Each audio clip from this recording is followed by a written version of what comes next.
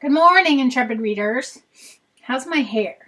Hey, you know that it's time for me to wash it when it's piled on the top of my head, because I go through this whole cycle. Have we talked about this before?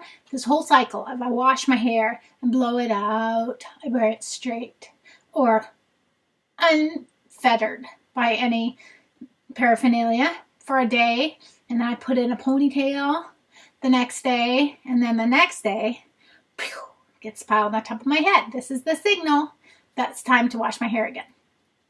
So I'm doing two blogs, video blogs today because I missed last week. I'm going to try and do them both with the hair pile and see if I can get caught up. So I'm going to start with the one that I just finished this past weekend because that's the most fresh in my mind, I hope. And then I will do a new one with the week before that. So last week's blog was called The Mystery of, what was it? See, now I can't even remember. The Mystery of Credibility is the week before that. This one is The Mystery of,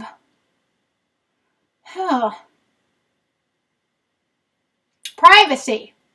The Mystery of Privacy. All right, and so the way the blog goes is this.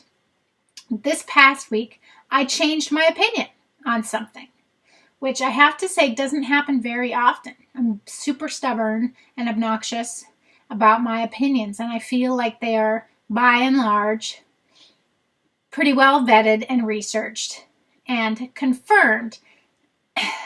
Hopefully not too much on the confirmation bias side of my outlook, but hey, I'm trying really hard, you guys know, to not do that. So anyway, my opinion, I feel, is pretty well established due to feedback from multiple sources. So anyway, this opinion is about privacy. And you know, I think you've read my blog before about my husband's thing with the blue frog tape over his camera hole on his phone and how that drives me crazy. I'm like, why do you do this? We are not that interesting. Nobody cares. We don't have secrets to share. We don't have money. We don't have a drug issue. We don't have orgies in our house. We don't abuse our children. I mean, there's all these things that we don't do. So I guess I'm kind of, in the past, have always come from this point of view of why do people make such a huge deal about this? Like, if we need to be more secure, safety-wise, then we might have to sacrifice privacy. And if we're not doing anything wrong, why should it matter? That's kind of how I have always felt. That's the opinion that has kind of changed in this past week. And it wasn't because of a wonderfully written, well-researched article from a credible source like a national paper or the, Center for Disease Control or, a logical educational site. It was from a TV show. So, and not only that, and how embarrassing is this, not only that, but as a TV show that's not about these, it's not credible in that way. I mean, it's an entertainment TV show, right? That happens to have an actor starring in it that I sort of have one of my little celebrity crushes. Michael Weatherly is the star, and he's not the one that made the original speech, but he kind of backed it up by the end, and it changed my opinion. So here's the story. In this Bull, that's the name of the show that I'm watching, and Dr. Jason Bull is a psychiatrist that does scientifically mirrors the jury to figure out what the jurors are going to say. It's called trial science. So anyway, in this episode, he's got a client that he doesn't agree with and is only taking this client for another reason. Doesn't really matter, but he doesn't really agree with what the client is doing, which is keeping the opposite side, keeping the other lawyers from opening some files that are encrypted on their computers. And they have this really super duper program that is encrypted, and to determine their guilt or innocence, they need to, turn over the files. And they turn them over, but they keep them encrypted, and they won't decrypt them. And even though Dr. Bull has this amazing IT gal named Cable who could do it, she won't do it. And it goes through the whole episode, and by the end, she gives this speech that is basically this.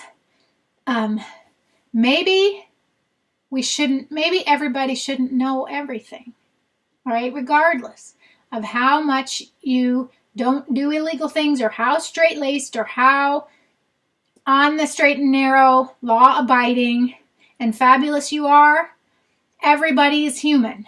And I don't know anybody who doesn't have something in their past that they would rather not have up in cyberspace until the dawn of time. I mean, until the end of time. Sorry. Until the end of time, right? Which is kind of the situation we're in right now, because everything you write and everything you post and everything you say on the computer can then it's up there. It's in the cloud. And it just, the thing just made me think. It was kind of like, I am pretty straight-laced. But man, there are a couple of choices that I've made in my past that happened before computers that nobody knows about but me and maybe one other person or one or two other people. And it's just something I would like to not worry about, because it was in my past. It was a choice that I made that I'm not proud of, but I also don't want it to be up there in the cloud. Maybe it's okay. Maybe we've gone too far. And I kind of,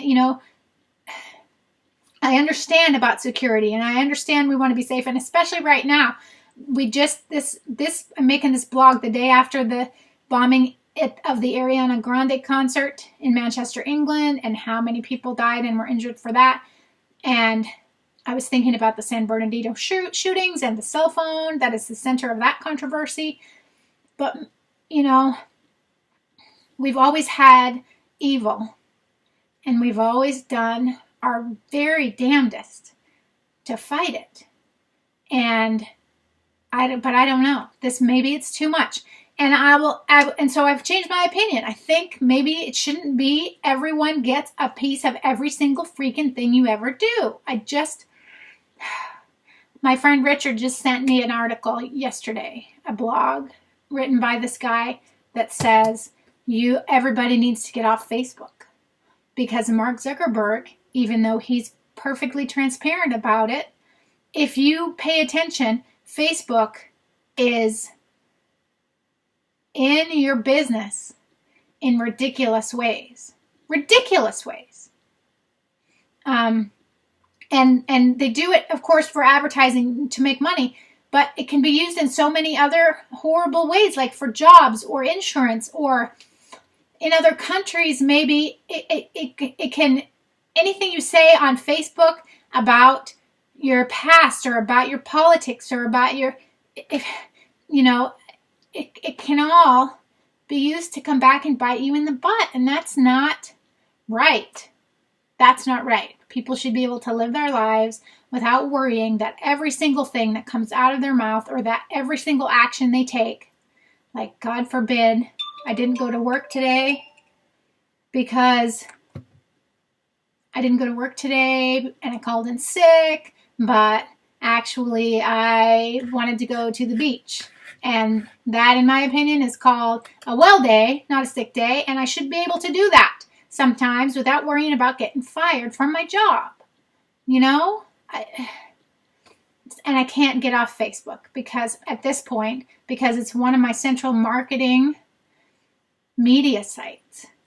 And I don't know how. I understand the concept of getting off of here because it's subversive and it's scary. And Mark Zuckerberg, you might be a financial genius, but I don't think that it's right that the algorithms that you post are getting into every little corner of my life. And I'm so grateful I'm not posting pictures of my kids, because that's a corner of my life I want you to stay out of.